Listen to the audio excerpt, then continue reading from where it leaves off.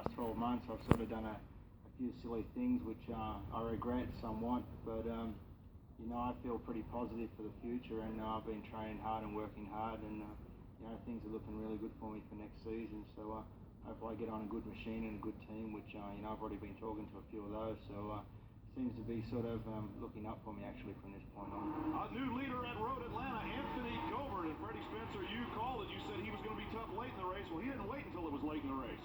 The good times certainly have overridden the bad times. I've certainly experienced a lot more good, and the best times have been having sort of big dices with Ben Bostrom and Miguel de Hamel, and coming out on top. In those it's a good feeling. The Ducati was a few horsepower down, and they kept passing me on the straightaways at a lot of tracks, and I'd have to outbrake them, and that was a good feeling to always just be able to come back on the brakes and then end up getting enough of a gap through the last turn, and that they couldn't slip me to the line and stuff. So I've had a lot of good experiences this year, really. It's been a very frustrating time for me. I didn't expect the AMA to really sort of treat it as as serious a situation as what they did. I expected a bit of punishment and stuff, but what they've done with the 3-race ban, it was pretty much what they've done is just make sure that I couldn't be champion. So I mean, if that's something that I've just sort of got to put behind me and learn from my mistakes, really.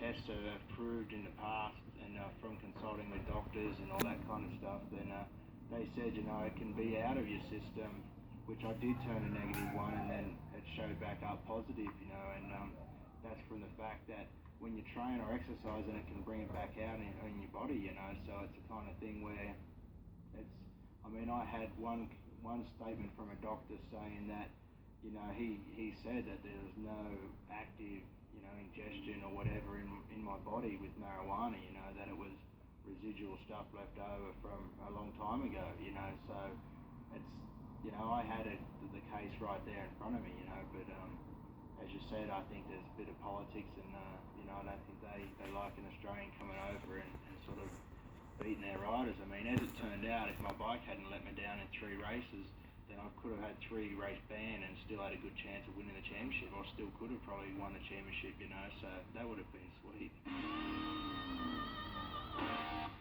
I always wanted to ride a Ducati, and when I got on the Ducati, I just loved it. It's the best bike I've ridden by far, and I actually hope to continue my relationship with Ducati. Anthony Gobert on the fast lap now, 25.5, and that is right on qualifying time. I'll find out in the next day or two whether I'll be riding World Superbike for Ducati or staying with Vance and Hines, and I've actually been talking to a couple other of the major World Superbike teams, so if I don't end up in World Superbike for Ducati, I might end up in World Superbike for one of the other teams.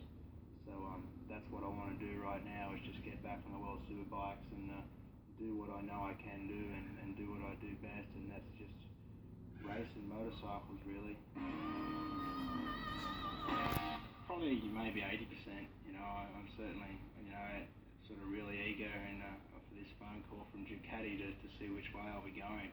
But if not, I'm fortunate enough to have a few other options as well, and I just have to weigh up whether it's worthwhile going there or keep building the relationship. I mean, on one hand, I'm so angry at the AMA and sort of frustrated with myself that I sort of want to go back to America and do the job right. I think that I wouldn't put it past a lot of people. I know there's a lot of jealousy in this world, and people don't like to see people achieve, really. It's a shame. I think Australia is pretty much the worst for knockers.